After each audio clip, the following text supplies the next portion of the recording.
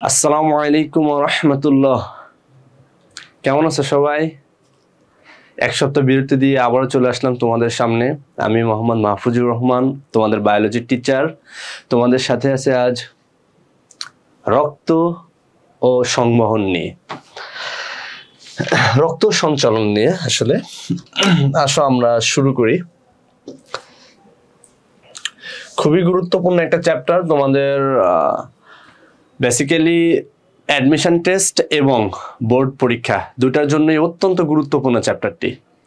এই চ্যাপ্টার থেকে অসংখ্য ছোট কোশ্চিন, শর্ট কোশ্চিন আসে। একটু বুঝে পড়লে আশা করা যায় সবগুলো প্রশ্নের অ্যান্সার করতে পারবে ইনশাল্লাহ। আরেকটা বিষয়, ধরে নিলাম তুমি সায়েন্সের স্টুডেন্ট না, তুমি একটা আর্টসের স্টুডেন্ট বা কমার্সের স্টুডেন্ট, তোমার বায়োলজি সাবজেক্ট নেই, কিংবা তোমার কোনো অ্যাডমিশন পরীক্ষায় বায়োলজি থেকে কোনো কোশ্চেন আসবে না, তারপরেও জাস্ট নিজেকে জানার জন্য, নিজের সম্পর্কে জানার জন্য এই বিষয়টা অত্যন্ত গুরুত্বপূর্ণ। আমি এখন শুরু করেছি মেনলি হিউম্যান ফিজিওলজি নিয়ে, অর্থাৎ মানব শারীরতত্ত্ব নিয়ে। সো এখানে আমরা কয়েকটা বিষয় নিয়ে আলোচনা করব ধারাবাহিকভাবে।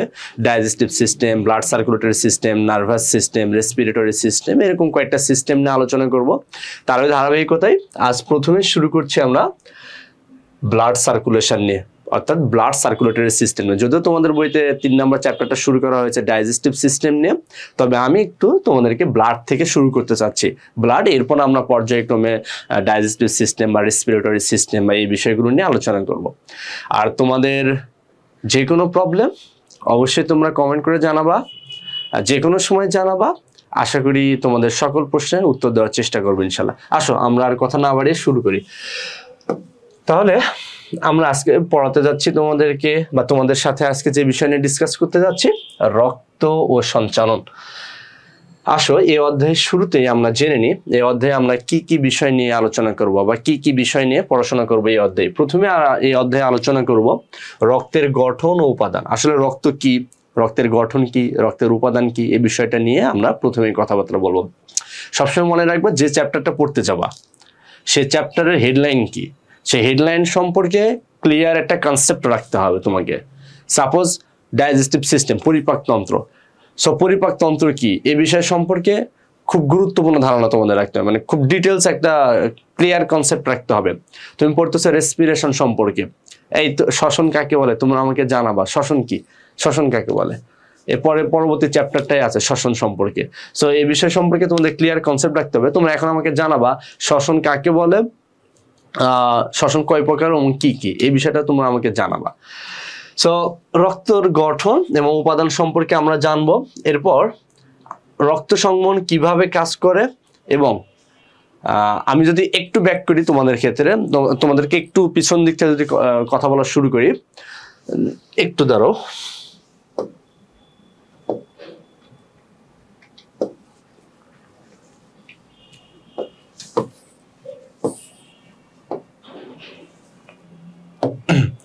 হ্যাঁ, তোমরা জানো যে সেল কাকে বলে, এটা আমি তোমাদেরকে বলেছি। সেল কি, সেল কাকে বলে, এই সম্পর্কে আর কথা বলতে যাচ্ছি না এখন।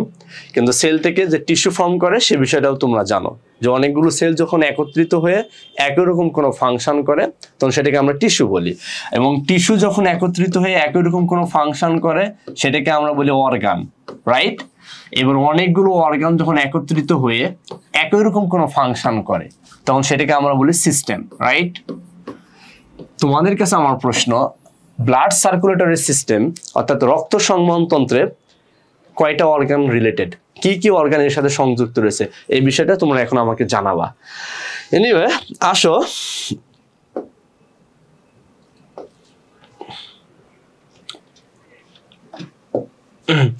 আমরা এখানে অর্গানগুলোর মধ্য থেকে কয়েকটা অর্গান সম্পর্কে এখানে ক্লিয়ার কনসেপ্ট রাখবো, এখানে পড়াশোনা করব। এরপর আমরা যে বিষয়গুলো নিয়ে আলোচনা করব,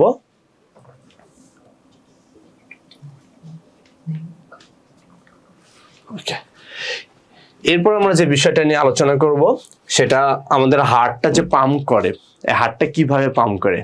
আচ্ছা, আমাদের হার্ট পাম্পটা কখন থেকে শুরু হয় বলতে পারবা?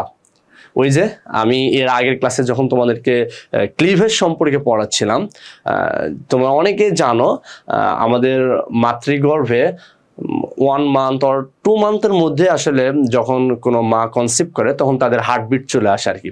তো ওই যে হার্টবিটটা শুরু হয়েছে তখন থেকে স্টিল তোমার মৃত্যু পর্যন্ত এটা রেস্টলেস ভাবে কাজ করে, কিন্তু হার্টবিটটা এটা কাজ করে। ইভেন যাদের ওপেন হার্ট সার্জারি করা হয়, আচ্ছা হার্টটাকে পুরোটাই বের করে নিয়ে এসে বাইরে রেখে দিয়েছে, একটা পাত্রের মধ্যে রেখে দিয়েছে, সেখানেও কিন্তু হার্টবিট কাজ করে, হার্টবিটটা হয়। মানে হার্ট যখনই বিট করা বন্ধ করে দিবে, মানে হার্ট যখনই পাম্প করবে না তখনই কিন্তু আমাদের আলটিমেটলি মৃত্যু ঘটে যায়। তাহলে এই হার্টটা যে এবার রেস্টলেস ভাবে পাম্প করে, কিভাবে পাম্প করে, এখানে কি মেকানিজম কাজ করে, এই বিষয় সম্পর্কে এখানে আমরা জানবো ইনশাল্লাহ।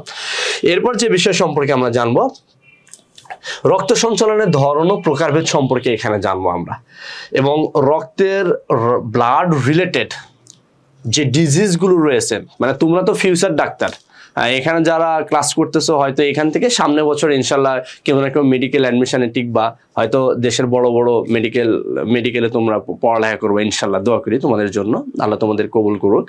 সো এনিওয়ে, তখন তোমরা তো মেডিকেলে যাবা তখন তো ডিজিজ সম্পর্কে পড়বা। সো এই ডিজিজগুলো সম্পর্কে একটু প্রাইমারি কনসেপ্ট তো রাখতে হবে। এজন্য এই স্পেশালি জুওলজি বইয়ের হিউম্যান ফিজিওলজির যে 8-9টা চ্যাপ্টার রয়েছে, প্রত্যেকটি চ্যাপ্টারের শেষে ওই চ্যাপ্টার রিলেটেড যে ডিজিজগুলো রয়েছে সেই ডিজিজগুলো নিয়ে আলোচনা করা হয়েছে। সাপোজ তুমি ডাইজেস্টিভ সিস্টেম পড়তেছো, সো এখন ডাইজেস্টিভ সিস্টেম রিলেটেড তোমার কি কি ডিজিজ হতে পারে এই বিষয় সম্পর্কে হালকা একটা ধারণা দেওয়া রয়েছে। তোমার ব্লাড সার্কুলেটরি সিস্টেম এখন এখানে পড়তেছো, এই ব্লাড সার্কুলেটরি সিস্টেমে হার্ট রিলেটেড কি কি ডিজিজ রয়েছে, ব্লাড রিলেটেড কি কি ডিজিজ রয়েছে, এই বিষয় সম্পর্কে একটু কম করে হলো এখানে ধারণা রাখবা আর কি। রেসপিরেটরি সিস্টেম যখন পড়বা তখন রেসপিরেটরি সিস্টেম রিলেটেড কি কি ডিজিজ তোমার রয়েছে সেই বিষয়গুলো সম্পর্কে তোমার বইতে একটা ধারণা দেওয়া রয়েছে। তো সেই হিসেবে আমরা এখানে ডিজিজগুলো সম্পর্কেও জানবো। সালামু আলাইকুম ভাইয়া। ওয়ালাইকুম আসসালাম। আশা করি ক্লাসটা করবা, যে কোনো কোশ্চেন থাকলে অবশ্যই জিজ্ঞাসা করবা। আসো এরপর আমরা শুরু করি। রক্ত কি? হ্যাঁ, কে বলতে পারবে রক্ত কি? রক্ত কি? দেখো রক্ত কি এ সম্পর্কে যদি আমি তোমাদেরকে বলি, খুব গুরুত্বপূর্ণ যে বিষয় সেটা হচ্ছে রক্ত এক ধরনের যোগাযোগকারী টিস্যু। তার মানে রক্ত এক ধরনের টিস্যু। সরি, আমি একটু অন্য কালারটা ইউজ করি। সো রক্ত এক ধরনের যোগাযোগকারী টিস্যু, কানেকটিভ টিস্যু মানে কি? আচ্ছা, টিস্যু মানে কি সেটা তো তোমরা জানো। আমি তোমাদের বললাম একটু আগে যে অনেকগুলো সেলের সমন্বয়ে তো টিস্যু গঠিত হবে। যখন অনেকগুলো সেল একত্রিত হয়ে একই রকম কাজ করবে সেটাকে তো আমরা টিস্যু বলি। আমি সেল কি জিনিস, সেল সম্পর্কে একটা ক্লিয়ার কনসেপ্ট আমাদের ভাইরাস পড়ানোর সময় দিয়েছিলাম আর কি। সো টিস্যু সম্পর্কে কথা বলি। তো কানেকটিভ টিস্যু মানে কি? কানেকটিভ টিস্যু মানে কানেকশন তৈরি করবে, একজন আরেকজনের সাথে কানেকশন তৈরি করে। সাপোজ আমরা যেভাবে আমাদের মোবাইল ফোনের মাধ্যমে এক জায়গা থেকে আরেক জায়গায় কানেকশন করি, বা বিভিন্ন ওয়েতে আমরা একজন আরেকজনের সাথে কানেক্টেড থাকি আর কি বর্তমান সময়ে। যেমন আমি তোমাদের সাথে এই মুহূর্তে সোশ্যাল মিডিয়ার মাধ্যমে কানেক্টেড রয়েছে। যেমন আজ থেকে কিছুদিন আগে তোমরা আমাকে কেউ কখনো দেখোনি, কখনো চিন্তা না, বা তোমাদেরকেও আমি কখনো দেখিনি বা চিন্তামো না। এখন এই কানেকশনের মাধ্যমে কিছুটা তোমাদের কাউকে আমি চিনি, তোমরা হয়তো অনেকে আমাকে চেনো আর কি। সো এই যে কানেকশন, সো বডির বিভিন্ন পার্টস রয়েছে, বিভিন্ন অর্গান রয়েছে, বা বিভিন্ন অনেক রকমের সেল রয়েছে। তো একজন দেখা যাচ্ছে আরেকজনের সাথে চিনে না বা জানে না, তো একজনের সাথে আরেকজনের কানেকশনের প্রয়োজন। কি জন্য কানেকশনের প্রয়োজন বলো? কি জন্য বডির এক জায়গা থেকে আরেক জায়গায় কানেকশন কি জন্য দরকার? কি প্রয়োজনে কানেকশন লাগবে জানাও তোমরা আমাকে। এনিওয়ে, আমি বলে দিচ্ছি একটু পরে আর কি। সো এই কানেকশন করার জন্য যে উপাদানটা দায়ী সেটা কিন্তু মূলত রক্ত বা ব্লাড। সো এই ব্লাডটা মূলত এখানে কানেকশনের জন্য দায়ী। রক্ত হলো এক ধরনের তরল যোজক কলা। Very good. হ্যাঁ, তরল যোজক কলা, ঠিক আছে। আমরা এখন আর মুখস্থ করবো না, তরল যোজক কলা, এটাকে আমরা আরেকটু ভালোভাবে জানবো। তো যোজক কলা বা যোগাযোগকারী কলা, আমরা এইভাবে বলবো যোগাযোগকারী কলা। একজনের সাথে আরেকজনের রিলেটেড তৈরি করবে, কানেকশন তৈরি করবে, এক জায়গা থেকে আরেক জায়গার কানেকশন তৈরি করবে। মুখস্থ করার কোনো ব্যাপার না। রক্ত যে তরল হয় এটা আমরা সবাই জানি। রক্ত যে কঠিন না, তরল অবস্থায় থাকে এটা আমরা জানি, ঠিক আছে। তাহলে এবার এটা কি করে? রক্তটা এক জায়গা থেকে আরেক জায়গায়, বডির এক জায়গা থেকে আরেক জায়গায়, বডির বিভিন্ন পার্টসের মধ্যে যোগাযোগ স্থাপন করে। এই কারণে রক্ত হচ্ছে এক ধরনের তরল যোজক করা। ক্লিয়ার? বুঝতে পারছো বিষয়টা? এবার আসো যে বিষয়গুলো একটু মনোযোগ সহকারে মুখস্থ রাখতে হবে বা একটু মনোযোগ সহকারে দেখতে হবে, সেটা হচ্ছে এই বৈশিষ্ট্যগুলো, যেমন রক্ত সামান্য ক্ষারীয়, এটা ইম্পর্টেন্ট, পরীক্ষায় আসে। রক্তের পিএইচ কত, এটা পরীক্ষায় আসে, অ্যাডমিশন পরীক্ষায় আসে। রক্তের পিএইচ কত, 7.35 থেকে 7.45। এবং মানুষের দেহে গড়ে কত লিটার রক্ত থাকে, এটা ইম্পর্টেন্ট। 5 থেকে 6 লিটার রক্ত থাকে, এগুলো পরীক্ষায় আসে যে 5 থেকে 6 লিটার রক্ত থাকে, রক্ত সামান্য পরিমাণ ক্ষারীয় থাকে, এবং শরীরের ওজনের প্রায় 8% রক্ত থাকে। এই প্রত্যেকটা বিষয় কিন্তু পরীক্ষায় আসে। হ্যাঁ, অনেকে অ্যান্সার দিচ্ছ, ভেরি গুড, ভালো লাগতেছে, তোমরা আমার সাথে আছো। ওকে ভাইয়া, আচ্ছা, এনিওয়ে, হ্যাঁ। তো এই ইনফরমেশনগুলো কিন্তু তোমাদের অ্যাডমিশন পরীক্ষায় আসে। কি কি ইনফরমেশন এখান থেকে আসে? তো রক্ত যে একটা কানেকটিভ টিস্যু, এটার মুখস্থ করার কোনো দরকার নেই, তোমরা এখন বুঝতে পারবা যে কানেকটিভ টিস্যু মানে কানেকশন তৈরি করবে। সো রক্ত যেহেতু এক জায়গা থেকে আরেক জায়গায় কানেকশন তৈরি করতেছে, মনে রাখতে পারো এইভাবে। সো এই কারণে রক্ত এক ধরনের কানেকটিভ টিস্যু। 2 নম্বর বিষয়, রক্তের পিএইচ কত, 7.35 টু 7.45। তোমরা জানো পিএইচ 7 যখন হয় তখন এটাকে আমরা নিরপেক্ষ বলি। 7 এর নিচে যত নিচের দিকে আসবে তত সেটা অ্যাসিডিক হবে, এবং 7 এর উপরের দিকে গেলে সেটা ক্ষারীয় হয়। সো এটা সামান্য ক্ষারীয়, 7 থেকে একটু উপরে রয়েছে। এবং আরেকটা গুরুত্বপূর্ণ ইনফরমেশন, 5 থেকে 6 লিটার রক্ত থাকে, যা শরীরের ওজনের প্রায় 8%। সো এই ইনফরমেশনগুলো এখানে এই স্লাইডে গুরুত্বপূর্ণ। এবার আসো রক্তের উপাদান। রক্তের উপাদানকে এটা বুঝতে হলে একটু ডিটেলস পড়তে হবে। সেটা হচ্ছে, আসো তোমাদেরকে বুঝাই। তোমরা সেন্ট্রিফিউজ মেশিনের নাম শুনেছো? আমাদের ল্যাবে রয়েছে, আমরা ইউজ করি সেখানে। সেন্ট্রিফিউজ মেশিন হচ্ছে এমন একটা মেশিন যেটার মধ্যে তুমি ধরো যে ছোট ছোট কোনো টিউব দেবা, যেমন আমরা যে টিউবটা ইউজ করি সেই টিউবটা অনেকটা ঠিক এইরকম একটা টিউব।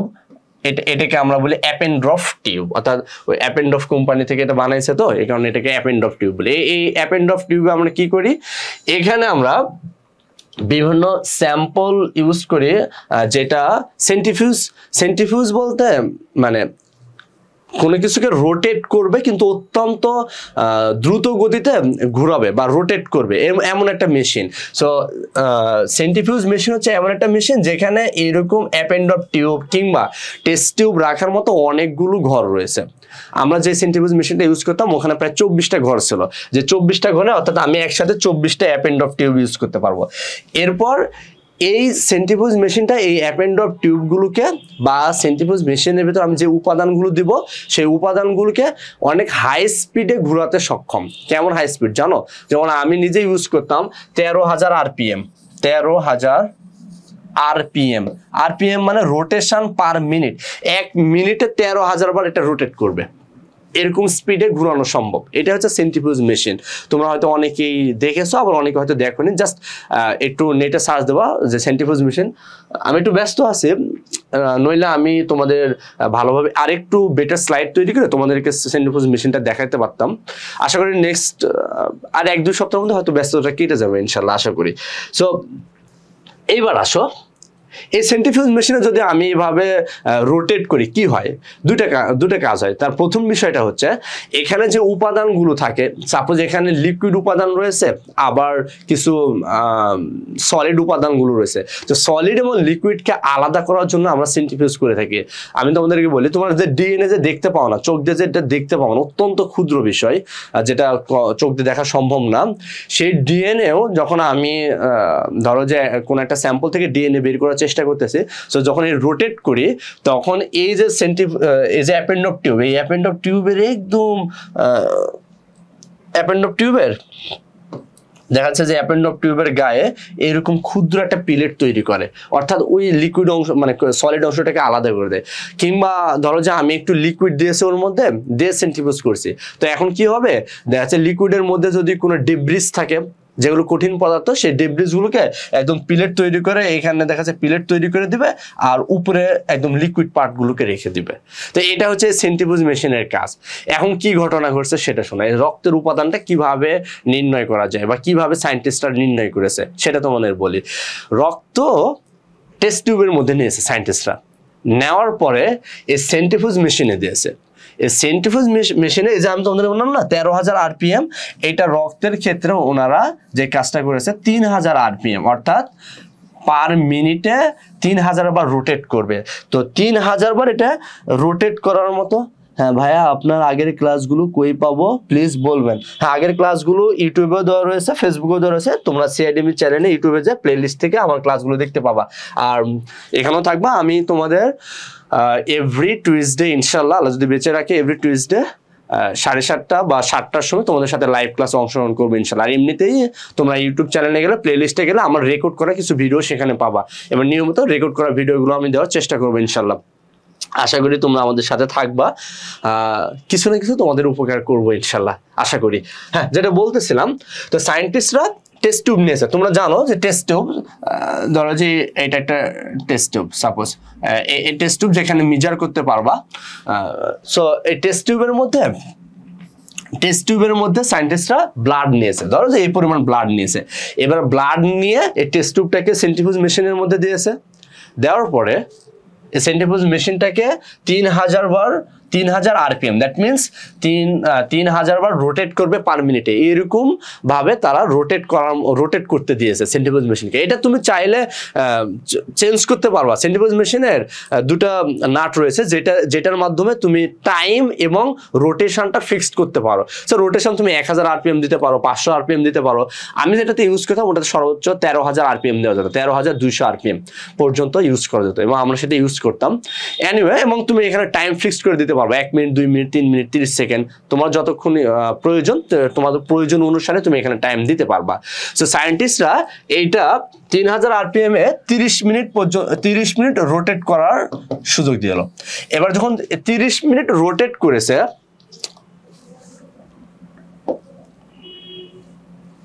জাস্ট ওয়েট,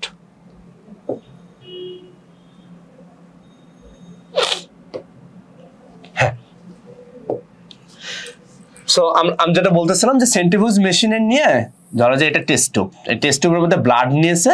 ব্লাড নেওয়ার পরে এটা 3,000 RPM, দ্যাট মিনস বুঝতে পারতেছো তোমরা, 1 মিনিটে 3,000 বার রোটেট করবে। নিয়ে সেন্ট্রিফিউজ মেশিনে 30 মিনিটের জন্য রোটেট করতে দিয়েছে। 30 মিনিটের পর কি দেখতে পাইছে, এটা হচ্ছে ইম্পর্টেন্ট বিষয়। 30 মিনিট পর সায়েন্টিস্টরা যখন এই টেস্ট টিউবটা বের করেছে, তখন দেখতেছে সেখানে দুটো স্তর জমা পড়েছে। আর নিচের দিকে একটা স্তর জমা হয়েছে যেটা একটু লিকুইড পার্ট, এবং নিচের দিকে একটা স্তর জমা হয়েছে যেটা একটা সলিড পার্ট, এবং উপরের দিকে কিছু লিকুইড পার্ট জমা হয়েছে। ধরো যে এগুলো লিকুইড।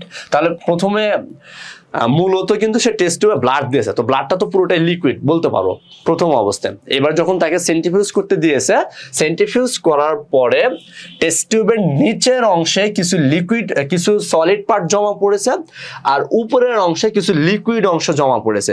সো উপরের অংশে কি পরিমাণ লিকুইড জমা পড়েছিল, অলমোস্ট 55% উপরের অংশে লিকুইড জমা পড়েছে, আর নিচের অংশে অলমোস্ট 45% লিকুইড জমা হয়েছে, আর সলিড জমা হয়েছে। সো এইবার সায়েন্টিস্টরা এখান থেকে মূলত রক্তের উপাদানটাকে দুটো উপাদানে ভাগ করেছেন।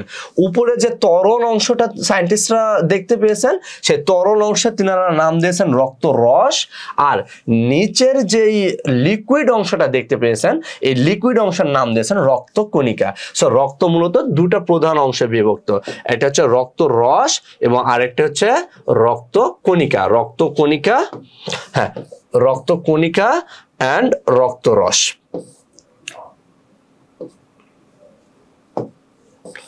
বুঝতে পারছো বিষয়গুলো? না বুঝতে পারলে আবার কোশ্চেন করবা। হ্যাঁ, তাহলে কয়টা উপাদানে বিভক্ত করলেন? দুইটা উপাদানে, রক্ত রস আর রক্ত কণিকায়। কিসের উপর ভিত্তি করে? রক্তটাকে একটা টেস্ট টিউবের মধ্যে নিলেন, টেস্ট টিউবে নেওয়ার পরে রক্তকে সেন্ট্রিফিউজ করতে দিলেন 3,000 RPM এ 30 মিনিট। এরপর সেন্ট্রিফিউজ যখন সম্পূর্ণ হয়েছে, তখন তিনারা দেখলেন টেস্ট টিউবের মধ্যে দুটো স্তর হয়েছে, একটা স্তরে লিকুইড অংশ রয়েছে আর একটা স্তরে সলিড অংশ রয়েছে বা একটু কঠিন অংশ রয়েছে। সো কঠিন অংশগুলোকে তিনারা নাম দিলেন রক্ত কণিকা, এবং লিকুইড অংশগুলোকে নাম দিলেন রক্ত রস। আর এই লিকুইড অংশটা ছিল টেস্ট টিউবে যে পরিমাণ রক্ত দিয়েছিলেন তার প্রায় 55%, আর সলিড অংশগুলো যেগুলো রক্তকণিকা বলতেছেন এই অংশটা ছিল মোটামুটি 45%। সো এই ছিল মোটামুটি 2 ভাগে ভাগ। এরপর সায়েন্টিস্টরা, আমি আরো একবার এখানে দেখাই তোমাদেরকে। সো দিস ইজ রক্তকণিকা, ধরে নিচ্ছে এটা 45%, and this is রক্তরস, এটা ধরে নিচ্ছে 55%। এখন সায়েন্টিস্টরা তার বসে নেই, এবার রক্তরস নিয়ে কাজ করা শুরু করছেন তিনারা। কই রক্ত তরল যোজক কলা, হ্যাঁ ওকে, তোমাদের যদি কোনো সমস্যা থাকে জানাও, এবং পড়াটা বুঝতে পারতেছো কিনা সেটাও আর কি তোমরা একটু জানাও। হ্যাঁ, তোমাদের যাবতীয় সমস্যার বা যাবতীয় কোশ্চেনের অ্যান্সার দেওয়ার চেষ্টা করবো ইনশাল্লাহ। আসো এবার রক্তরস নিয়ে আবার যখন সায়েন্টিস্টরা গবেষণা শুরু করেছেন তখন দেখলেন এই 55% যে রক্তরস রয়েছে তার প্রায় 90 থেকে 92% রয়েছে ওয়াটার। অর্থাৎ এই 55%-এর 90 থেকে 92% রয়েছে ওয়াটার। কেন 90 থেকে 92% ওয়াটার? তোমরা তো একটু আগেই দেখেছো যে এটা আসলে মূলত রক্তের তরল অংশ। সো তরল অংশ যেহেতু, সুতরাং এখানে তো পানির পরিমাণটাই বেশি থাকবে, এটা তো স্বাভাবিক। সো স্বাভাবিকভাবে এখানে 90 থেকে 92% রয়েছে ওয়াটার। তাহলে বাকি যে 10% বা 8 থেকে 10% উপাদান রয়েছে, এই 8 থেকে 10% উপাদানগুলো রয়েছে মূলত কঠিন পদার্থ। সো দুটা উপাদানে বিভক্ত রয়েছে, পানি। আমি যদি রক্তরসের উপাদানের কথা বলি, আমি এই সাইডে লিখি পানি, তোমরা একটু দেখো, পানি আর কঠিন পদার্থ। সো পানি রয়েছে কি পরিমাণ, এগুলো কিন্তু সব পরীক্ষায় আসে, অ্যাডমিশন পরীক্ষায় আসে, একটু বোঝার চেষ্টা করো। পানি রয়েছে 90 থেকে 92%, তাহলে বাকি 8 থেকে 10% রয়েছে কঠিন পদার্থ। এই 8 থেকে 10% যে কঠিন পদার্থ রয়েছে এর মধ্যে আবার 2 প্রকার কঠিন পদার্থ রয়েছে, একটা হচ্ছে জৈব উপাদান আর একটা হচ্ছে অজৈব উপাদান। আমি যদি এখানে দেখাই তাহলে এই যে কঠিন পদার্থ রয়েছে 8 থেকে 10%, এই 8 থেকে 10% কঠিন পদার্থের মধ্যে রয়েছে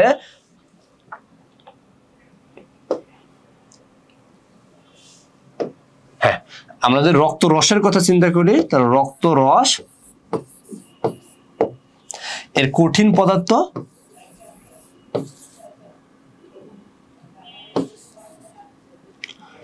এই কঠিন পদার্থ রয়েছে কত পার্সেন্ট? 8 থেকে 10%। এই 8 থেকে 10% কঠিন পদার্থ এটা আবার 2 ভাগে বিভক্ত। এটা হচ্ছে জৈব পদার্থ, এর মধ্যে কিছু রয়েছে, আর কিছু অজৈব পদার্থ রয়েছে। বুঝতে পারতেছো? এগুলো কিন্তু পরীক্ষায় প্রশ্ন হয়। অজৈব পদার্থ রয়েছে। সো জৈব পদার্থ কি পরিমাণ রয়েছে? এই 8 থেকে 10, এই 8 থেকে 10%-এর মোটামুটি, মানে এই 8 থেকে 10%-এর মোটামুটি 7 থেকে 9% রয়েছে জৈব পদার্থ। আর 7 থেকে 9%, এই 7 থেকে 9%-ই রয়েছে জৈব পদার্থ, আর বাকি 1%-এর মতো রয়েছে অজৈব পদার্থ। আমি আরো একবার বলতেছি, জাস্ট রিমেম্বার, এখনই মুখস্থ করার চেষ্টা করো, আর এগুলো একটু মনে রাখবা, পরীক্ষায় প্রশ্ন হয়। আমার সাথে সাথে তোমরা একটু মিলিয়ে নাও। প্রথমে তিনারা রক্তের দুটো উপাদানকে আলাদা করলেন কিভাবে? সেন্ট্রিফিউজ করার মাধ্যমে। সেন্ট্রিফিউজ করার মাধ্যমে দুটো উপাদানকে আলাদা করলেন, একটা উপরের অংশ যেটা লিকুইড পার্ট, আর নিচের একটা অংশ রয়েছে যেটা হচ্ছে সলিড পার্ট। লিকুইড পার্ট ছিল মোটামুটি 55%-এর মতো, আর এই লিকুইড পার্টটাকে মূলত তিনারা বলতেছেন রক্তরস। এই রক্তরসের যে পরিমাণ 55%, এই 55%-এর মোটামুটি 90 থেকে 92%-ই থাকে ওয়াটার। তাহলে বাকি 8 থেকে 10% কি থাকে? বাকি 8 থেকে 10% কিছু সলিড পদার্থ থাকে, কিছু কঠিন পদার্থ থাকে। এবার এই কঠিন পদার্থের মধ্যে কি কি উপাদান থাকে? এই কঠিন পদার্থের মধ্যে আবার 2 প্রকার উপাদান থাকে, একটা হচ্ছে জৈব উপাদান আর একটা হচ্ছে অজৈব উপাদান। জৈব উপাদানে বেশিরভাগ থাকে বা বেশি পরিমাণে থাকে, মোটামুটি 7 থেকে 9% জৈব উপাদানগুলো থাকে, আর অজৈব উপাদানগুলো থাকে মোটামুটি 1%-এর মতো। অজৈব উপাদানগুলো কি তোমরা জানো? বিভিন্ন ধরনের আয়ন, সোডিয়াম, পটাশিয়ামের যে লবণগুলো, বা সোডিয়াম আয়ন, পটাশিয়াম, এই আয়নগুলো বা আয়ন লবণগুলো এগুলি মূলত থাকে এই 1%-এর মধ্যে। আর বাকি যে 7 থেকে 9% জৈব পদার্থ রয়েছে, এই জৈব পদার্থের মধ্যে খুব গুরুত্বপূর্ণ এখানে কিছু প্রোটিন থাকে। আমরা যদি এইখানে আরেকবার তোমাদেরকে দেখাই, আসো। হ্যাঁ, এই যে দেখো কিছু প্রোটিন থাকে, লাইক অ্যালবিউমিন, তোমরা জানো ফাংশন, গ্লোবিউলিন, ফাইব্রিনোজেন, এই প্রোটিনগুলো এখানে থাকে। সো এই ছিল মোটামুটি রক্ত রস সম্পর্কে ধারণা।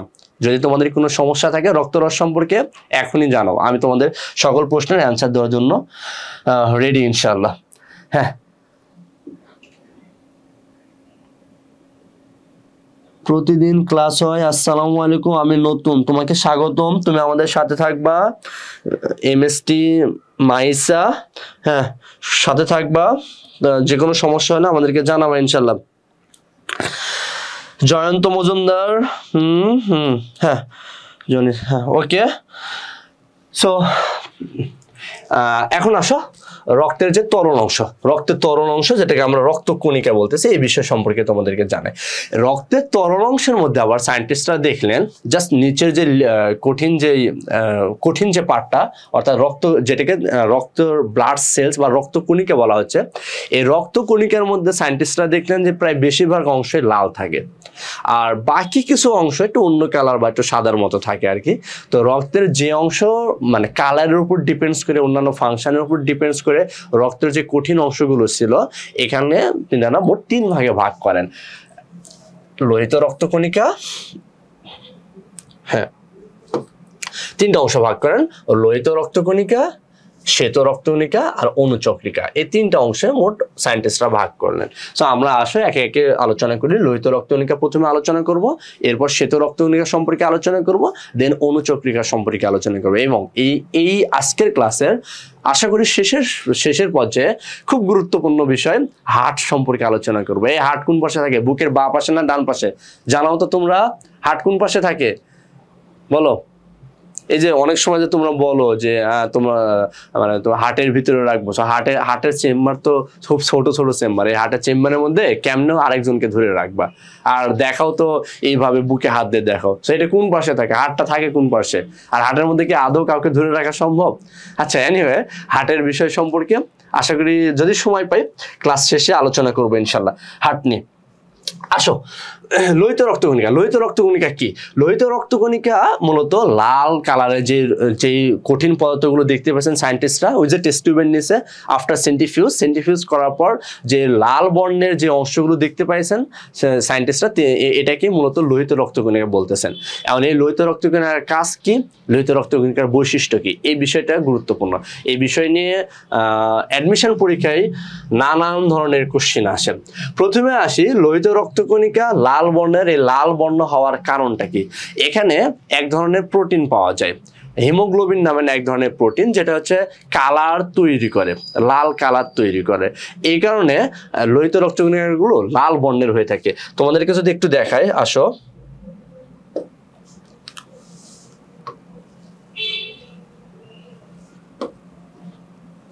লোহিত রক্তকণিকার শেপের কথা যদি চিন্তা করো, এটা হচ্ছে একটু আগে তোমরা দেখলে, এটা হচ্ছে দ্বি উত্তর, জাস্ট এরকম একটা শেপ হয় লোহিত রক্তকণিকা, বাইকনকেভ মতো একটা শেপ হয়। সো এই শেপের মধ্যে লোহিত রক্তকণিকা তো লাল কালার দ্বারা একটু ইন্ডিকেট করে দিচ্ছে, বুঝবা লাল কালার মানে লোহিত রক্তকণিকা লাল। সো এই লোহিত রক্তকণিকার মধ্যে হিমোগ্লোবিন থাকে, এক ধরনের প্রোটিন। এই হিমোগ্লোবিন মূলত লাল কালারটা দিয়ে থাকে। সো হিমোগ্লোবিন থাকার কারণেই মূলত লোহিত রক্তকণিকাটা লাল কালার হয়। এখন হিমোগ্লোবিন যখন থাকে, তোমরা একটা অ্যানিম্যাল সেলের কথা যদি চিন্তা করো, ঠিক এই অ্যানিম্যাল সেলের মাঝ বরাবর একটা নিউক্লিয়াস থাকে। এখন এই নিউক্লিয়াসের জায়গাটা হিমোগ্লোবিন দখল করে রাখছে। সো হিমোগ্লোবিন আসার কারণে হিমোগ্লোবিনকে জায়গা দিতে যে নিউক্লিয়াস তার নিজের জায়গাটা হারিয়ে ফেলছে। এই কারণে লোহিত রক্তকণিকার মধ্যে কিন্তু কোনো নিউক্লিয়াস থাকে না।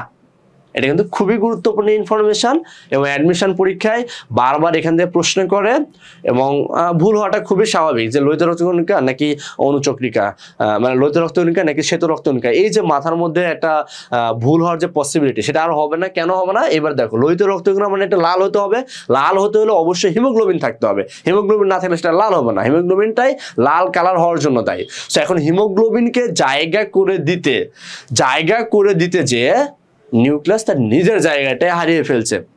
অনেকটা দেখা যাচ্ছে যে মানে মুসাফিরকে, মানে তুমি একজন গেস্টকে জায়গা করে দিতে, অনেক সময় তো এরকমটা হয় যে তুমি দেখা যাচ্ছে যে তুমি বাবার ছোট ছেলে, বা এখন তোমার জন্য যে ঘরটা বরাদ্দ করে রাখছে বাবা, ওই ঘরটা দেখা যাচ্ছে যে কোনো দিন গেস্ট আসছে, তুমি গেস্টকে ছেড়ে দিয়ে তোমাকে সে ডাইনিং এ ঘুমাতে হচ্ছে, এরকমটা তো হয় তোমাদের ক্ষেত্রেও, তাই না? সো ঠিক সেম কাহিনী, নিউক্লিয়াস হিমোগ্লোবিনকে জায়গা দিতে যে নিজেই তার জায়গা হারিয়ে ফেলছে। এই কারণে লোহিত রক্তকণিকায় কিন্তু নিউক্লিয়াস থাকে না, এটা খুবই গুরুত্বপূর্ণ। এটা দ্বিউত্তল একটা বাইকনকেভ শেপ হয়ে থাকে লোহিত রক্তকণিকার ক্ষেত্রে।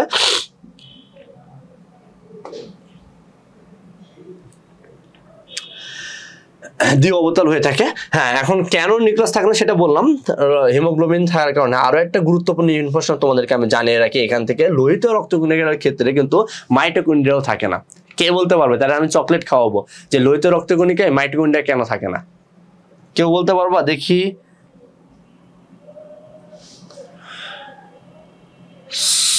স্যার কতক্ষণ শুরু হয়েছে ক্লাস শুরু হয়েছে কিছুক্ষণ আগে। হ্যাঁ, লোহিত রক্তকণিকায় নিউক্লিয়াস থাকে না তালহা, কিন্তু আমার কোশ্চেন হচ্ছে why mitochondria is absent in red blood cells. কয়টা টপিক হয়েছে? আমরা ক্লাস শুরু করেছি, খুব বেশি দিন হয়নি। তুমি আমাদের প্লে লিস্টে গেলে, ইউটিউবে যে প্লে লিস্টে গেলে আমাদের ক্লাসগুলো পাবা আর কি। হ্যাঁ, লোহিত রক্তকণিকায় মাইটোকন্ড্রিয়া কেন থাকে না তোমরা তাড়াতাড়ি জানাও আমাকে, মাইটোকন্ড্রিয়া কেন থাকে না। আচ্ছা, আমি একটা ক্লু দিই, যে শুরুতে বললাম শ্বসন কাকে বলে। তোমরা অনেকেই শ্বসন মানে শুধুমাত্র বুঝো এইটাই যে শ্বাস প্রশ্বাসের যে ঘটনাটা, অর্থাৎ অক্সিজেন গ্রহণ করবে, কার্বন ডাই অক্সাইড বের করে দেবে, এটাকেই তোমরা অনেকে শ্বসন ভাবে জানো। মানে দেখো, আমি কোনো মিডিয়াকে মানে ছোট করতেছি না, মানে বাংলা মিডিয়াম ইংলিশ মিডিয়াম সেটা না, জাস্ট আমি যখন ইংলিশ মিডিয়ামের কোনো বই পড়াই, তোমরা জানো আমি একটা ইংলিশ মিডিয়াম স্কুলে রয়েছি, তো সেখানে শ্বসনের অধ্যায়টা শুরু করা হয়, মানে শ্বসন অধ্যায়টার নাম দেওয়া হয় ব্রিদিং অ্যান্ড রেসপিরেশন দিয়ে। বাট আমাদের বাংলা মিডিয়ামের বইয়ের ক্ষেত্রে শুধুমাত্র শ্বসন নামটাই দেওয়া হয়। এই কারণে মানে নামের সমস্যা। কেমনে সমস্যা তোমাদেরকে বলি। শ্বসন মানে আমাদের মাথায়, মানে শ্বসন কথাটা শুনলে আমাদের মাথায় যে কনসেপ্টটা কাজ করে, যে অক্সিজেন গ্রহণ করা, কার্বন ডাইঅক্সাইড ত্যাগ করা, এটাই শ্বসন। কিন্তু ইংলিশ মিডিয়াম দেখো কি বলে আছে, ব্রিদিং অ্যান্ড রেসপিরেশন। ব্রিদিং মানে মূলত রেসপিরেশন প্রসেসটাকে দুই ভাগে ভাগ করে, একটা ইন্টারনাল রেসপিরেশন আর এক্সটার্নাল রেসপিরেশন। এক্সটার্নাল রেসপিরেশন যেটা, সেটা হচ্ছে লাংস থেকে এনভায়রনমেন্ট পর্যন্ত, বা এনভায়রনমেন্ট থেকে লাংস পর্যন্ত, অর্থাৎ অক্সিজেন গ্রহণ করা and exhale the carbon dioxide, অর্থাৎ কার্বন ডাইঅক্সাইড বের করে দেওয়া, এটা হচ্ছে শ্বসন বা বহিঃশ্বসন বলে থাকে, বা এক্সটার্নাল শ্বসনকে বলা হয়। আর ইন্টারনাল শ্বসন কি, যে আর বহিঃশ্বসনটাকে মূলত বলা হয় ব্রিদিং, যেটা ইংলিশ মিডিয়াম বইগুলোতে আলাদাভাবে ব্রিদিং নাম দিয়ে দেওয়া রয়েছে। আর মূলত ইন্টারনাল যে রেসপিরেশন, এটাকে সেলুলার রেসপিরেশন বলে। এটা কি? এটা হচ্ছে লাংস পর্যন্ত যে অক্সিজেনটা আসলো, এই অক্সিজেনটা ক্যারি করবে এই ব্লাড। এবার এই ব্লাড এই অক্সিজেনটাকে ক্যারি করে শরীরের প্রত্যেকটা সেল পর্যন্ত পৌঁছে দিবে। এবারে প্রতিটি সেলের মধ্যে কি রয়েছে? প্রতিটি সেলের মধ্যে মাইটোকন্ড্রিয়া রয়েছে। মাইটোকন্ড্রিয়াগুলো এই অক্সিজেনটাকে ইউজ করে গ্লুকোজটাকে ভাঙবে। গ্লুকোজ ভেঙে মূলত কার্বন ডাই অক্সাইড এবং এনার্জি তৈরি করবে, অর্থাৎ শক্তি তৈরি করবে। সো লোহিত রক্তকণিকার মেন কাজটাই কিন্তু অক্সিজেন পরিবহন করা। মাইন্ড ইট, জাস্ট রিমেম্বার, মানে একটু মনে করার চেষ্টা করো, লোহিত রক্তকণিকার মেন কাজটাই হচ্ছে অক্সিজেন সরবরাহ করা। আমি কাজ নিয়ে একটু পরে আসতেছি। এবার বলো যে ধরো যে আমি খুব হাই শ্রেণীর একটা খাদক, সাপোজ আমি, যেটা হয় সচরাচর দেখা যাচ্ছে যে আমি মিষ্টি খুব পছন্দ করি, বাড়িতে একটা গেস্ট আসছে, এবার আমি গেস্টকে মিষ্টি দেওয়ার জন্য নিয়ে যাচ্ছি। তো নিয়ে যাওয়ার সময় হয় কি, ওই মানে যে কাপ বা হ্যাঁ ওই কাপ থেকে কিছু মিষ্টি আমি মানে নিয়ে যাওয়ার সময় কিছু মিষ্টি মুখে দিয়ে ফেলতেছি বা আমি নিজেই খেয়ে ফেলতেছি গেস্টকে দেওয়ার আগে, এই ঘটনাটা আমাদের সাথে হয়। মানে তুমি ধরো যে সেই লেভেলের একজন খাদক, এখন তোমার মাধ্যমেই খাবারটা পরিবেশন হচ্ছে, তো তুমি কি করবা, খাবার পরিবেশন করার আগে তো নিজে একটু খাবা, তাই না? সো মাইটোকন্ড্রিয়া হচ্ছে অক্সিজেন খাদক, এটা বলতে পারো। মাইটোকন্ড্রিয়া হচ্ছে অক্সিজেন খায়, মানে অক্সিজেনটাকে ইউজ করে সে শক্তি উৎপাদন করে। এখন আর এই অক্সিজেন সরবরাহ করা কার কাজ? লোহিত রক্তকণিকার কাজ। আর লোহিত রক্তকণিকার নিজের মধ্যে যদি একটা উন্নত মানের অক্সিজেন খাদক থাকে, তাহলে অক্সিজেন তার পরিবহন হবে না, ও তো নিজে সব শেষ করে ফেলবে। এই কারণে লোহিত রক্তকণিকায় মূলত মাইটোকন্ড্রিয়া থাকে না। আর মাইটোকন্ড্রিয়া না থাকার কারণে লোহিত রক্তকণিকা ফ্লুয়েন্টলি অক্সিজেনটা প্রত্যেকটা সেল পর্যন্ত সরবরাহ করতে পারে। বুঝতে পারছো বিষয়টা? ইম্পর্টেন্ট ইনফরমেশন মনে রাখবা। হ্যাঁ,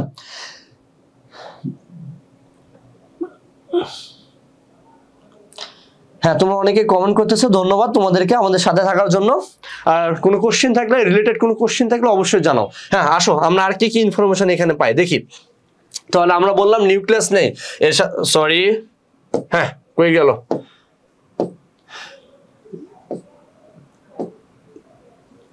হ্যাঁ আমরা আলোচনা করলাম নিউক্লিয়াস নেই, এর সাথে সাথে আমরা আরো একটা বিষয় আলোচনা করলাম, মাইটোকন্ড্রিয়াও নেই। নিউক্লিয়াস কেন নেই সে বিষয়টা আলোচনা করেছি, মাইটোকন্ড্রিয়া কেন নেই সেটা আলোচনা করেছি। এখানে হিমোগ্লোবিন থাকে, কেন থাকে, এই হিমোগ্লোবিনের জন্য মূলত লাল হয় সেটা আমরা আলোচনা করেছি।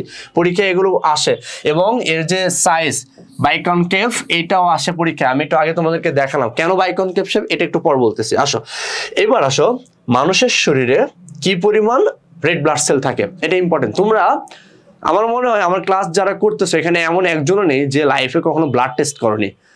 কম বেশি আমরা প্রত্যেকে লাইফে ব্লাড টেস্ট করতে হয় আমাদের, বা আমরা ব্লাড টেস্ট করে থাকি। সো ব্লাড টেস্ট যখন করো সেখানে তোমরা দেখবা প্রত্যেকটা উপাদান কি পরিমাণে থাকে সেটা তোমার রিপোর্টে লেখা থাকে। তোমার ব্লাড টেস্টে মানে তোমার রেড ব্লাড সেল কি পরিমাণ থাকে, হোয়াইট ব্লাড সেল কি পরিমাণ থাকে, প্লেটলেটস কি পরিমাণ থাকে, এটা লেখা থাকে সবসময় তোমার একটা রিপোর্টে আর কি, ব্লাড টেস্টের রিপোর্টে। তো সেখানে দেখবা, আজকে মিলে দেখবা প্রতিটি সুস্থ মানুষের দেহে প্রতি ঘন মিলিলিটার রক্তে, এটা বুঝো প্রতি ঘন মিলিলিটার কি জিনিস? আচ্ছা এটা বুঝাচ্ছি। রক্তে 4.5 থেকে 5.5 মিলিয়ন, মিলিয়ন মানে কি, 1 মিলিয়ন মানে কত? 1 মিলিয়ন মানে প্রায় 10 লক্ষ। তোমরা জানো 1 মিলিয়ন মানে 10 লক্ষ, তার মানে মানুষের দেহে প্রায় 45 থেকে 55 লাখ রেড ব্লাড সেল থাকে। কতটুকুর মধ্যে? প্রতি ঘন মিলিলিটার। প্রতি ঘন মিলিলিটার কি এটা একটু বুঝাই তোমাদেরকে। আচ্ছা জাস্ট আসো একটু নোটের মাধ্যমে বুঝাই। আচ্ছা আমি এখন হোয়াইট পেন নিই। হ্যাঁ, আচ্ছা এটা হচ্ছে একটা আয়তকার বস্তু। সো এর যখন ক্ষেত্রফল নির্ণয় করবা, এই ক্ষেত্রফল কেমনে নির্ণয় করবা? এই ক্ষেত্রফল নির্ণয় করার উপায় হচ্ছে দৈর্ঘ্য গুণন প্রস্থ, রাইট? দৈর্ঘ্য গুণন প্রস্থ। ধরো যে দৈর্ঘ্যর একক মিটার, প্রস্থের একক মিটার, তাহলে কি হবে? মিটার স্কোয়ার হবে, রাইট? অর্থাৎ ক্ষেত্রফলটা মিটার স্কোয়ারে আসবে, অর্থাৎ বর্গে আসবে, তাই না? কিন্তু তুমি যখন একটা একটা টেস্ট টিউবের, ধরো যে রক্তটা তুমি কিসে নিবা? রক্তে নিবা কাতে? অবশ্যই তুমি একটা টেস্ট টিউবে নিবা, তাই না? টেস্ট টিউব ছাড়া তো অন্য কাউকে নিতে পারবো না, টেস্ট টিউবে তোমাকে নিতে হবে, কিংবা তুমি অ্যাপেন্ডপ টিউবে নিতে পারো। একটা টিউব তো নিবা। একটা টিউবের যখন তুমি ক্ষেত্রফল বের করবা, তখন টিউবের ক্ষেত্রে কি? টিউবের ক্ষেত্রে 3টা বিষয় রয়েছে। এখানে 2টা বিষয় ছিল, টিউবের ক্ষেত্রে 3টা বিষয়। এর দৈর্ঘ্য প্রস্থ তো রয়েছে, এর সাথে আরো একটা বিষয় যোগ হয়েছে, সেটা কি? উচ্চতা। সো তুমি যখন দৈর্ঘ্য প্রস্থ উচ্চতা, মানে একটা টিউবের যখন ক্ষেত্রফল নির্ণয় করবা, তখন তোমার 3টা বিষয় আসবে, একটা দৈর্ঘ্য আসবে, প্রস্থ আসবে, উচ্চতা আসবে। সো ধরো যে দৈর্ঘ্যের একক মিটার, প্রস্থের একক মিটার, উচ্চতার একক যখন মিটার নিবা, তখন তোমার ক্ষেত্রফলটা আসবে কিউবিক মিটারে, তাই না? সো এটাই বলা হচ্ছে যে 1 কিউবিক মিলি, আসো আমি একটু দেখে বলি, বলা হচ্ছে প্রতি ঘন মিলিলিটারে,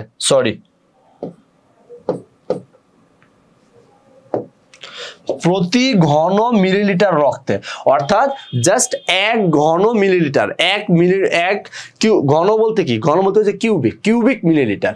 সো 1 কিউবিক মিলিমিটারের মধ্যে খুব সামান্য একটু জায়গা, এই 1 কিউবিক মিলিমিটারের মধ্যে প্রায় 45 থেকে 55 লাখ, অর্থাৎ 4.5 to 5.5 million red blood cell থাকে। এটা important information for your admission examinations. Okay, so এটা কিন্তু খুবই গুরুত্বপূর্ণ ইনফরমেশন, তোমাদের অ্যাডমিশন পরীক্ষায় এখান থেকে কোশ্চেন আসে।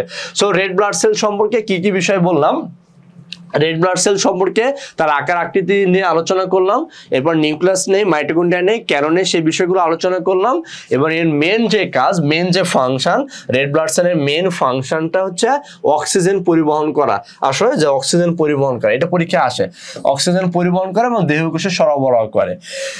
কোথা থেকে কোথায় নিয়ে যায়? ফুসফুস থেকে অক্সিজেন গ্রহণ করে শরীরের বিভিন্ন অংশে নিয়ে যায় এবং শরীরের বিভিন্ন অংশ থেকে, অর্থাৎ প্রত্যেকটা সেলে কি তৈরি হবে, এই অক্সিজেনটাকে ইউজ করে প্রতিটা সেলের মাইটোকন্ড্রিয়া গ্লুকোজকে ভেঙে এনার্জি তৈরি করবে। তোমরা জানো কি প্রক্রিয়া, আমি আলোচনা করবো ইনশাল্লাহ, আস্তে আস্তে আসবে। এবং সে সাথে সাথে কার্বন ডাই অক্সাইড তৈরি করবে। এখন এই কার্বন ডাই অক্সাইড তো বের করে দিতে হবে বডি থেকে, সো এই কার্বন ডাই অক্সাইড গুলো ওই প্রতিটি সেল থেকে এই রেড ব্লাড সেল ফুসফুস পর্যন্ত নিয়ে আসবে। এই ছিল রেড ব্লাড সেলের সম্পর্কে প্রাথমিক ধারণা। এরপর হ্যাঁ, কাজের বিষয়গুলো, হ্যাঁ কাজ সম্পর্কে বললাম। গড় আয়ু 120 দিন, এটা ইম্পর্টেন্ট। মানে তুমি রেড ব্লাড সেলটা তোমার 120 দিন পর্যন্ত বাঁচে, এর বেশি বাঁচে না। অর্থাৎ 120 দিন পর আজকে তোমার যে রেড ব্লাড সেলটা তৈরি হয়েছে, এটা অটোমেটিক্যালি 120 দিন পর নষ্ট হয়ে যাবে। এই কারণে ব্লাড 120 দিন পর পর আমরা দিই, এবং এটা দেওয়া কোনো খারাপ কিছু না, বরঞ্চ ব্লাড দেওয়া অনেক ভালো কাজ। আসো, হ্যাঁ কারো কোনো কোশ্চেন থাকলে অবশ্যই জানাও। এবার আসো খুব গুরুত্বপূর্ণ বিষয়, রেড ব্লাড সেলের উৎপত্তি কোথায়? এই কে কে বলতে পারবে এটা? আমি তোমাদের বলি, আমরা 2011-12 সালে, আমি 2013 সালে এসএসসি পরীক্ষা দিয়েছি। তো 2013 সালে এসএসসি পরীক্ষা দেওয়ার পরেই মেডিকেল কোচিং করেছিলাম প্রাইমেট, তখন ছিল হ্যাঁ primate. Doctor Shafiqur Rahman sir, উনি ঢাকা মেডিকেলের টিচার ছিলেন, উনি রাজশাহীতে যে, আমার বাসা রাজশাহীতে যে ক্লাস নিতেন। তো আমাদের বইতে একটা ভুল ইনফরমেশন ছিল। ইনফরমেশনটা কি? ইনফরমেশনটা ছিল এরকম যে অস্থিমজ্জা থেকে বা বোন ম্যারো থেকে রেড ব্লাড সেল তৈরি হয়। তো এই ইনফরমেশনটা ভুল ছিল। তাহলে সঠিক ইনফরমেশন কি? মানে বোন ম্যারো থেকে লোহিত রক্তকণিকা না, রেড বোন ম্যারো অর্থাৎ লোহিত অস্থিমজ্জা থেকেই মূলত সকল ধরনের রক্তকণিকা তৈরি হয়। তাহলে রক্তকণিকা কোথা থেকে তৈরি হয়?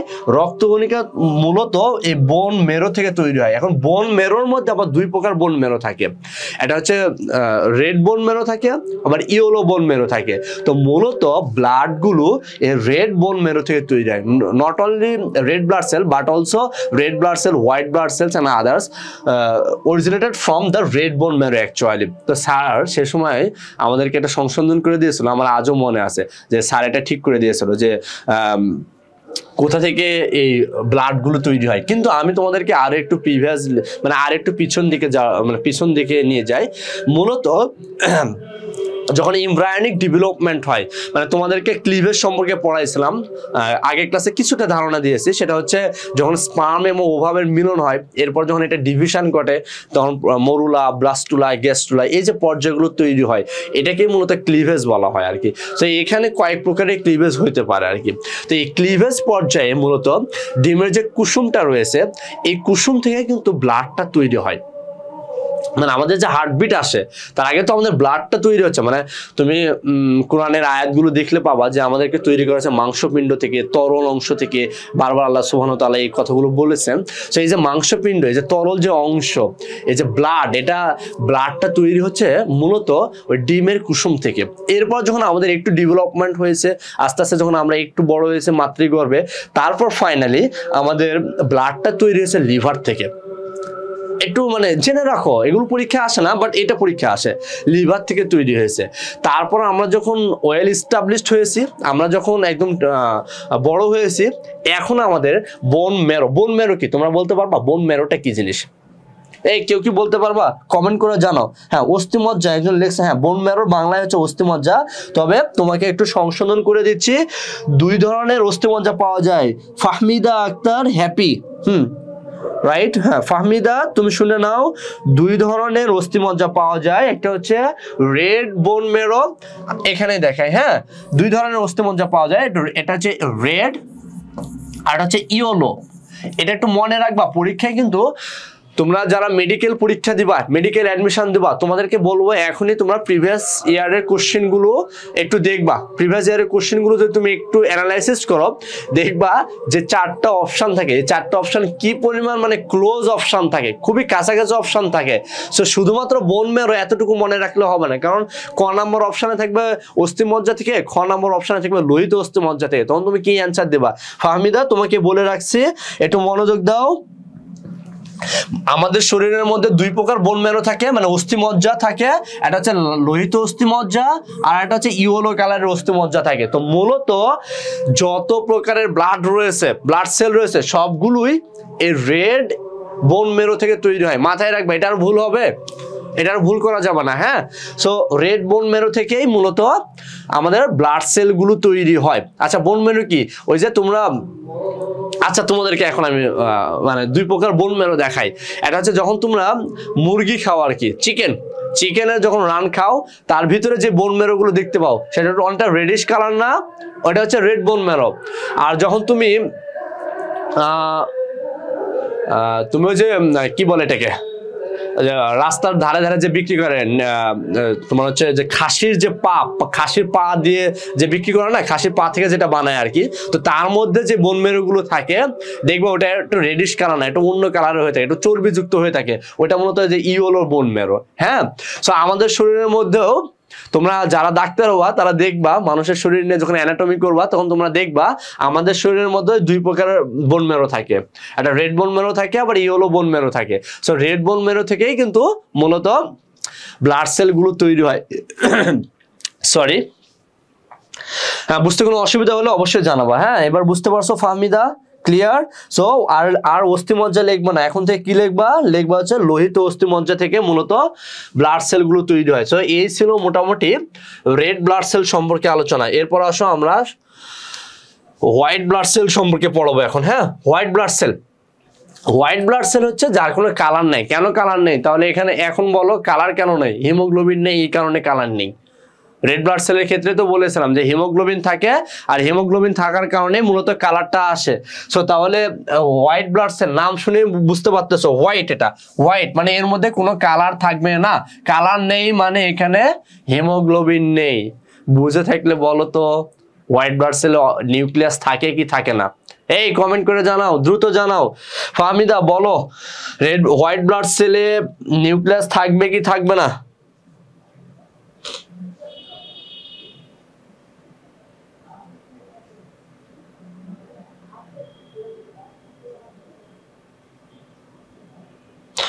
হ্যাঁ, জানাও তোমরা আমাকে, হোয়াইট ব্লাড সেলের নিউক্লিয়াস থাকবে কি থাকবে না, বলো তো দেখি। আচ্ছা, রেড ব্লাড সেলে কি ছিল? হিমোগ্লোবিন ছিল। আর হিমোগ্লোবিনকে জায়গা দিতে যে নিউক্লিয়াস কি করেছে, তার নিজের জায়গায় সরে গেছে। হোয়াইট ব্লাড সেলে কি হিমোগ্লোবিন আছে? এই বলো, হোয়াইট ব্লাড সেল হিমোগ্লোবিন আছে? হিমোগ্লোবিন নেই। সো হিমোগ্লোবিন নেই মানে তো সাদা, তো হিমোগ্লোবিন নেই, তাহলে কেন নিউক্লিয়াস থাকবে না? নিউক্লিয়াস তো এমনিতেই থাকবে। সো হোয়াইট ব্লাড সেলে মূলত হিমোগ্লোবিন থাকে না। আর হিমোগ্লোবিন যেহেতু থাকে না, এই কারণে এখানে নিউক্লিয়াসটা থাকে। হ্যাঁ, কি বলেছে এটা? কোন অধ্যায়? সুমাইয়া আক্তার, তুমি কেন বুঝতেছো না? এটা হচ্ছে 4র্থ অধ্যায়, রক্ত ও সঞ্চালন, অর্থাৎ ব্লাড সার্কুলেটরি সিস্টেম নিয়ে পড়াচ্ছি। অ্যাডমিশনের জন্য শুধু এইচএসসির জন্য পড়লে হবে, অ্যাডমিশনের জন্য শুধু এইচএসসির জন্য পড়লে হবে। ওকে, থাকবো ফাহমিদা, থাকবো। ওকে, থাকে। হ্যাঁ, আসসালামু আলাইকুম ভাইয়া। ওয়ালাইকুম আসসালাম ওয়া রাহমাতুল্লাহি ওয়া বারাকাতুহু। আসো, তাহলে হোয়াইট ব্লাড সেলে নিউক্লিয়াস থাকে। কেন নিউক্লিয়াস থাকে? কারণ এখানে হিমোগ্লোবিন থাকে না। এবার আসো হোয়াইট ব্লাড সেলের সংখ্যা। হোয়াইট ব্লাড সেলে মাত্র 4000 থেকে 11000 হোয়াইট ব্লাড সেল থাকে প্রতি ঘন মিলিলিটার রক্তে, যেখানে রেড ব্লাড সেল ছিল 4.5 মিলিয়ন টু 5.5 মিলিয়ন, সেখানে এত অল্প পরিমাণে থাকে। এখন আমি তোমাদের বলি, এই এখনই চেক করবা, ক্লাস শেষে চেক করবা, যখন তোমরা কোনো অসুস্থতার কারণে মেডিকেলে গেছো, যাওয়ার পর ব্লাড টেস্ট করেছো, তখন তোমার এই হোয়াইট ব্লাড সেলের সংখ্যা কেমন ছিল? এই হোয়াইট ব্লাড সেলের সংখ্যা এক লাফে মানে বেড়ে যে 50,000, 60,000, 70,000 পর্যন্ত হয়েছে। বিশ্বাস না হয় এখনই তুমি তোমার ব্লাড টেস্টের রিপোর্টটা দেখো। তোমার যখনই তোমার কোনো ডিজিজ হয় তখনই এই হোয়াইট ব্লাড সেলের সংখ্যা বেড়ে যায়। তুমি নর্মাল অবস্থায় যাও মেডিকেলে, ব্লাড টেস্ট করো, দেখবা তোমার হোয়াইট ব্লাড সেল এরকম থাকে। কিন্তু যখন তুমি কোনো ডিজিজ নিয়ে যাবা, রোগ আক্রান্ত হয়ে গেছো, তখন যখন তুমি মেডিকেলে যাবা তোমার এই হোয়াইট ব্লাড সেলের সংখ্যা বাড়বে। কেন বাড়বে? প্রশ্ন কেন বাড়বে সেটার জন্য তোমাকে জানতে হবে হোয়াইট ব্লাড সেলের ফাংশনটা কি। হোয়াইট ব্লাড সেলের মেন ফাংশনটাই হচ্ছে, হোয়াইট ব্লাড সেল কত প্রকার কি কি সেটা আমি আসতেছি, জাস্ট ফাংশনের কথা বলি। হোয়াইট ব্লাড সেলের মেন ফাংশন হচ্ছে রোগ প্রতিরোধ করা। এর একটা কাজ হচ্ছে জীবাণু ভক্ষণ করা, মানে জীবাণু শরীরের মধ্যে প্রবেশ করবে ও ভক্ষণ করে ফেলবে, ওটা খেয়ে ফেলবে। আবার এর আরেকটা কাজ হচ্ছে অ্যান্টিবডি তৈরি করা। এই তোমরা জানো অ্যান্টিবডি কি, অ্যান্টিজেন কি? এই জানাও তো একটু। দেখি তোমরা, ভাইয়া কোন বারে ক্লাস হয়?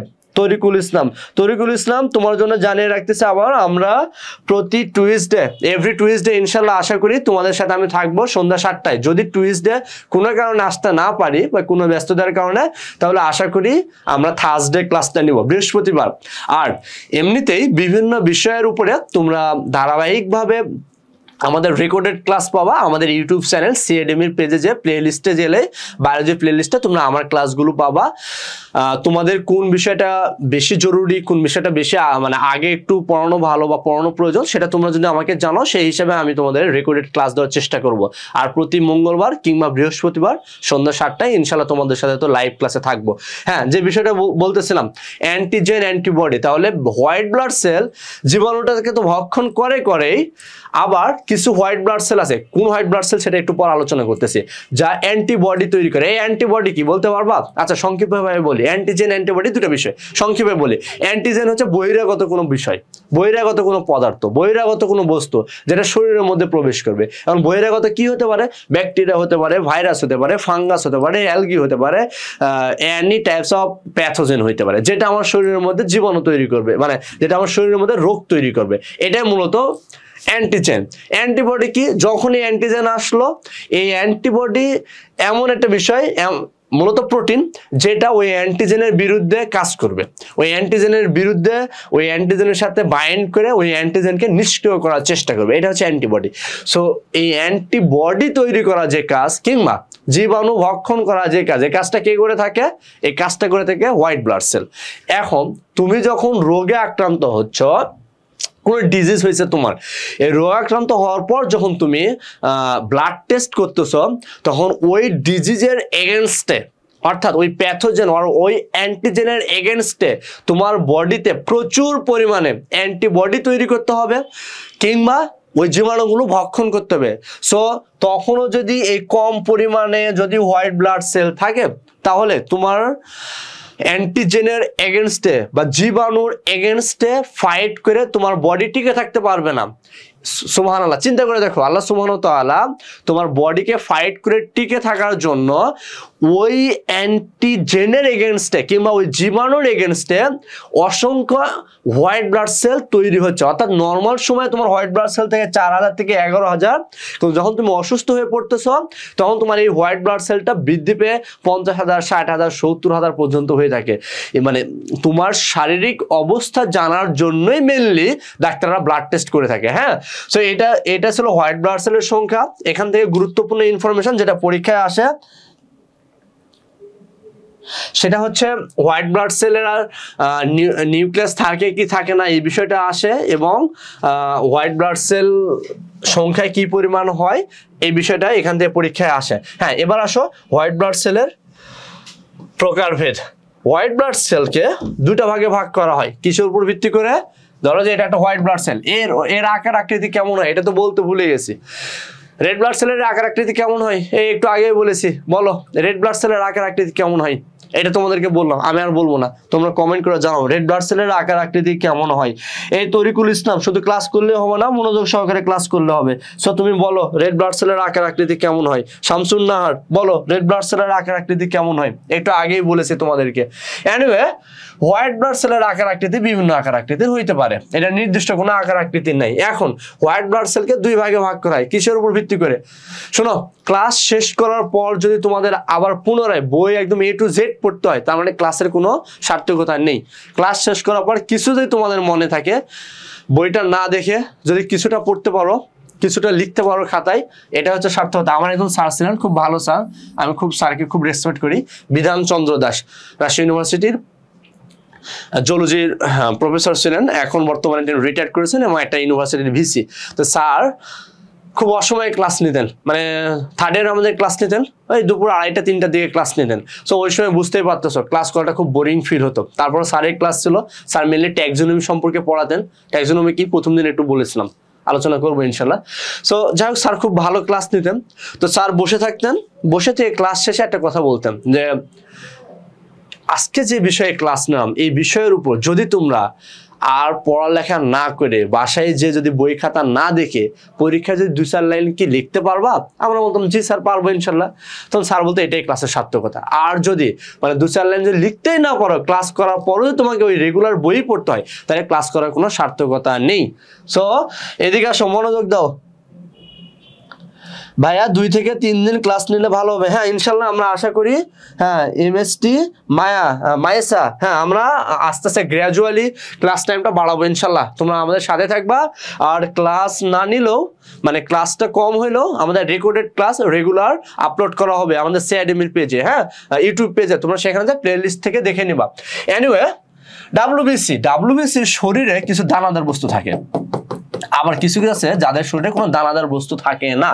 সো এই দানাদার বস্তু আছে কি নেই এর উপর ডিপেন্ডস করে ডাব্লিউবিসি কে 2 ভাগে ভাগ করা হয়। এটা হচ্ছে গ্র্যানুলোসাইট আর হচ্ছে অ্যাগ্র্যানুলোসাইট, অর্থাৎ দানাবিহীন আর দানাদার। আমি একটু লিখি, হ্যাঁ নোটে আসো। আচ্ছা, গ্র্যানুলোসাইট কিসের উপর ডিপেন্ডস করে ভাগ করা হয়েছে? ওই যে শরীরের মধ্যে দানা আছে কি নেই এর উপরে। অর্থাৎ suppose this is a white blood cell and this is the another types of white blood cells. So now this white blood cells has several types of just granules actually, এরকম দাগ দাগ রয়েছে, আর আরেকটার মধ্যে কোনো দানাদার নেই। সো এর উপর ডিপেন্ডস করে যেটা দানাদার অর্থাৎ শরীরের মধ্যে এরকম গ্র্যানুল প্রেজেন্ট রয়েছে তাকে বলা হয় গ্র্যানুলোসাইট। আর যার শরীরের মধ্যে এরকম দানাদার কোনো কিছু নেই তাকে বলা হয় অ্যাগ্র্যানুলোসাইট। তোমরা শব্দটা যেখানেই পাবা, শব্দটা যেখানেই পাবা বায়োলজিতে শব্দ তো না, অ্যাগ্র্যানুলোসাইট মানে এর মধ্যে কোনো দানা নেই। এখন আসো, যেটা অ্যাগ্র্যানুলোসাইট এটাকে আবার 2 ভাগে ভাগ করা হয়েছে। অ্যাগ্র্যানুলোসাইট এটাকে আবার 2 ভাগে ভাগ করা হয়েছে। এটা হচ্ছে লিম্ফোসাইট।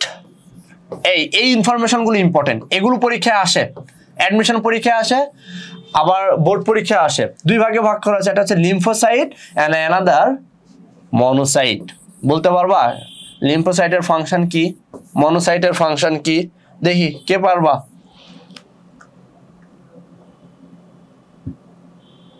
দুই থেকে 3 দিন ক্লাস আছে, ঠিক আছে।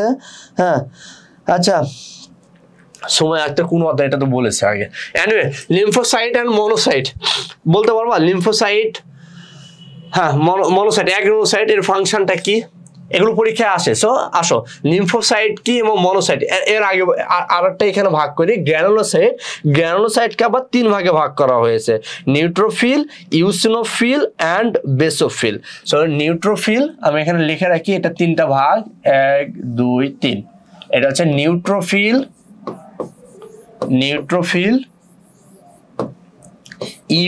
ইওসিনোফিল। কিসের উপর ভিত্তি করা হয়েছে সেটাও বলতেছি, ইওসিনোফিল অ্যান্ড বেসোফিল। এবার আসো, এই যে এখানে রয়েছে লিম্ফোসাইট, এটা পরে আলোচনা করি। মনোসাইট, এই মনোসাইটের কাজ কি? এই মনোসাইটের কাজই মূলত জীবাণু ভক্ষণ করা।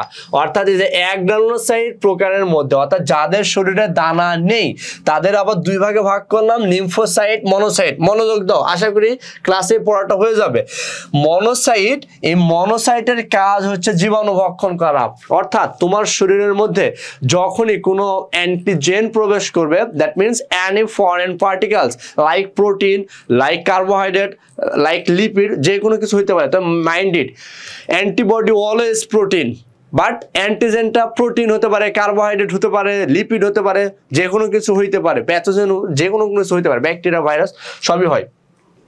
সো যখনই তোমার শরীরের মধ্যে কোনো জীবাণু প্রবেশ করবে, প্রথমত এই জীবাণুটাই ভক্ষণ করতে যাবে মনোসাইট। এটাই হচ্ছে এর ফাংশন, এটাই হচ্ছে এর কাজ। মনে থাকবে, আশা করি মনে থাকবে তোমাদের।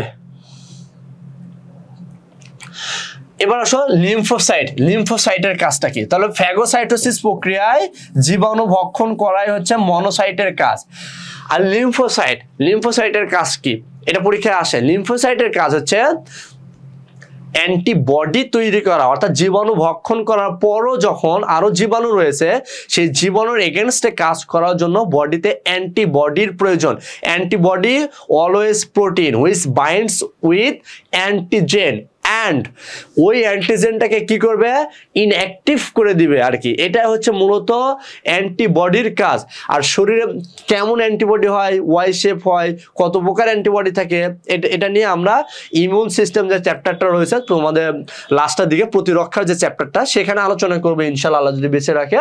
সো এনিওয়ে, এই অ্যান্টিবডি তৈরি করার যে কাজটা করে থাকে, এই অ্যান্টিবডি তৈরি করার কাজ করে থাকে লিম্ফোসাইট। মনে রাখবা, লিম্ফোসাইট আবার দুই প্রকার, এটা B lymphocyte, T lymphocyte. Mainly B lymphocyte এই অ্যান্টিবডি তৈরির কাজটা করে থাকে। তাহলে আমরা এক গ্রানুলোসাইট, দ্যাট মিনস যাদের মধ্যে কোনো রকম দানা নেই, যেই হোয়াইট ব্লাড সেলের মধ্যে কোনো রকম দানা নেই, সেই হোয়াইট ব্লাড সেলকে দুই ভাগে ভাগ করলাম, লিম্ফোসাইট, মনোসাইট। লিম্ফোসাইটের function produce antibody and the function of monocyte is actually phagocytosis প্রক্রিয়ায় জীবাণু ভক্ষণ করা। এটা হচ্ছে মনোসাইটের ফাংশন। সো আমরা লিম্ফোসাইট এবং মনোসাইটের ফাংশন দেখলাম। হ্যাঁ জি clear. Sajedul Islam is watching. হ্যাঁ মারুফ, আমার ছোট ভাই মারুফ, আমার কাজিন ফুফাতো ভাই মারুফ, তোমার কোনো সমস্যা থাকলে জানাও। তোমরা মারুফের জন্য দোয়া করবা, মারুফে এবার অ্যাডমিশন পরীক্ষা দিচ্ছে। মারুফ, তোমার কোনো সমস্যা থাকলে অবশ্যই জানাবা ভাইয়া, কমেন্ট করে জানাবা, কিংবা এমনিতে মেসেজ দিয়ে জানাবা কোনো প্রবলেম থাকলে। এবং যে বিষয় সম্পর্কে তোমার একটু বেশি জানা প্রয়োজন সেই বিষয় সম্পর্কে বলবা, ওটা নিয়ে আমরা ক্লাস করব ইনশাল্লাহ, ক্লাস দেব। হ্যাঁ আসো এবার গ্র্যানুলোসাইট। এই গ্র্যানুলোসাইটকে তিন ভাগে ভাগ করা হয়, বেসোফিল, ইওসিনোফিল, নিউট্রোফিল। এটা কিসের উপর হয় জানো? আচ্ছা এটা আমি তোমাদেরকে বলি। আচ্ছা তুমি একটা সাদা কোনো কিছুকে মাইক্রোস্কোপের নিচে কি আপনি দেখবা, বলতে পারবা? আমি একটা সায়েন্টিফিক অফিসার পদে একটা ল্যাবে কাজ করতাম, এআই খান ল্যাবরেটরি। আমার লাইফে আমি যতগুলো জবে জয়েন করেছি তার মধ্যে সবচেয়ে ফেভারেবল এনভায়রনমেন্ট পেয়েছিলাম আমি এআই খান ল্যাবে। তো এআই খান ল্যাবে, এটা ধানমন্ডি 32-এ আর কি অবস্থিত, স্কয়ার হাসপাতালের ঠিক নিচে 8 তলায়। তো সেখানে ক্যান্সার নিয়ে কাজ করা হয়, ক্যান্সারের টেস্ট করা হয়। সো ক্যান্সারে যখন টেস্ট করবা তোমরা, ওইটা মানে ক্যান্সারের যে একটা টিস্যু, এই টিস্যুটাকে তুমি যখন একটা মাইক্রোস্কোপের নিচে দেখবা, তখন তুমি এমনিতে জাস্ট টিস্যু নিয়ে গেলা, মাইক্রোস্কোপের দিকে নিচে দিলা, দেখতে পাবো না। কিন্তু এটা কয়েকটা প্রসেস রয়েছে, কয়েকটা স্টেজ অতিক্রম করে তারপর দেখতে হয়। তার মধ্যে একটা অন্যতম স্টেজ হচ্ছে এটাকে কালার দিতে হয়। অনেক প্রকারের কালার রয়েছে, যে কালারগুলো ওই টিস্যুর সাথে মিক্সড করে দেন তুমি যদি ওই টিস্যুটাকে মাইক্রোস্কোপের নিচে দেখো, তবে তুমি ওই টিস্যুটা দেখতে পাবা, নইলে কিন্তু দেখতে পাবা না। এখন তুমি কোন কালারটা ইউজ করবে এটা অনেক কিছুর উপর ডিপেন্ডস করে।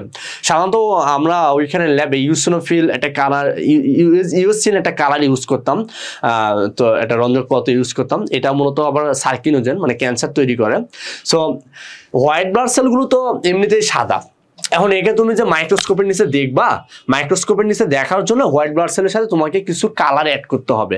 ওই কালার অ্যাড করার পর তুমি মাইক্রোস্কোপের নিচে দেখতে পাবা। এখন কে কোন কালারটা ইউজ করবে বা কে কোন কালারটা রিসিভ করবে, এখন ধরো যে তোমরা যারা আমার ক্লাসটাকে দেখতেছো, এখন তোমাদের কাছে যদি আমি 10টা কালারের ড্রেস যদি উপস্থাপন করি, তাহলে সবাই কিন্তু একটা কালারটাকে চয়েস করবো না, এক একজন ডিফারেন্ট কালারটাকে চুজ করবো, রাইট? সো হতে পারে এক একজনের মানে অনেকজনের কালার মানে একই রকম থাকতে পারে পছন্দের কালার, বাট এটা প্রত্যেকের মানে পার্সন টু পার্সন ভ্যারি করে আর কি। তো ঠিক এই যে গ্র্যানুলোসাইট, এই গ্র্যানুলোসাইটের যে 3টা ভাগে ভাগ করেছে, এটা মূলত এরা কে কোন কালারটাকে গ্রহণ করবে তার উপর ভিত্তি করেই মূলত এই ভাগটা করা হয়েছে। যেমন এই যে ইউসিনোফিল, এটা মূলত ইউসিন নামক রঞ্জন পদার্থটাকে এটা কালার করে বা এই কালারটাকে সে ইউজ করে বা গ্রহণ করে। বেসোফিল এটা একটু ক্ষারীয় জাতীয় যে কালারগুলো, যে রঞ্জক পদার্থগুলো রয়েছে সেগুলোকে এরা ইউজ করে। নিউট্রোফিল এটা নিউট্রাল অবস্থায় থাকে, এই জন্য নাম হয়ে গেছে নিউট্রোফিল। সো এই বেসোফিল, ইউসিনোফিল, নিউট্রোফিল এর কাজটা কি? আসো ইউসিনোফিল তোমাদের বইতে দেখবা যে লেখা রয়েছে, যে রন্ধক পদার্থের বিষয়টা লেখা রয়েছে তোমাদের বইতে। হ্যাঁ, ইউসিনোফিল